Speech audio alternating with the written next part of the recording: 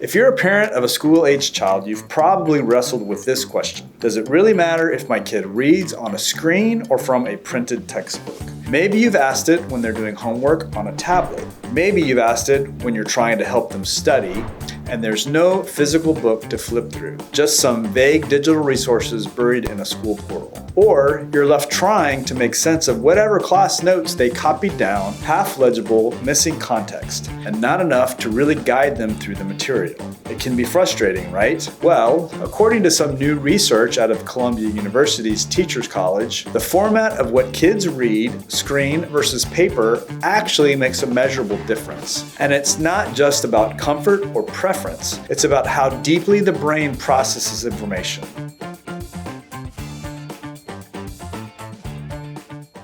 Here's what the research did. They worked with 5th and 6th graders who read short passages either on paper or on a laptop. Then they asked the students different questions about what they had read, but they didn't stop there. They also measured the kids' brain activity using EEG, looking for something called the N400, a specific brain response that shows how the brain reacts to meaning and language. What they found was pretty striking. After reading on a screen, students' brains didn't do much to distinguish between closely related words and completely unrelated words. That suggests shallow reading, like the brain just skimmed over everything without really digging in. But after reading the same types of passages on paper, brain patterns changed.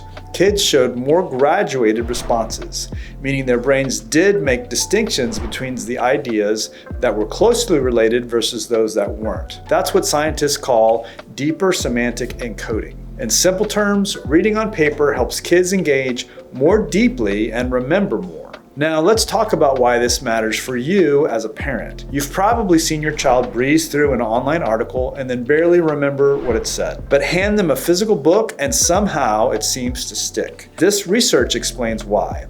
It also explains another frustration many parents deal with, trying to help your child with homework or studying without a textbook. When there's no consistent physical book to anchor the learning, it's harder to guide, harder to reference, and harder to retain. You end up relying on scattered PDFs, digital worksheets, or rough notes scribbled in a notebook. And that creates extra friction for both parents and students. This study backs up what many of us have sensed for years. Paper still matters. These weren't kids raised in the 80s. They're digital natives born after 2010. These are iPad, Chromebook, and smartphone kids. Yet even for them, paper provided a deeper cognitive experience. That challenges the popular idea that kids learn better on screens just because they're used to them. The brain doesn't necessarily care what you're used to. It cares how it's being asked to work.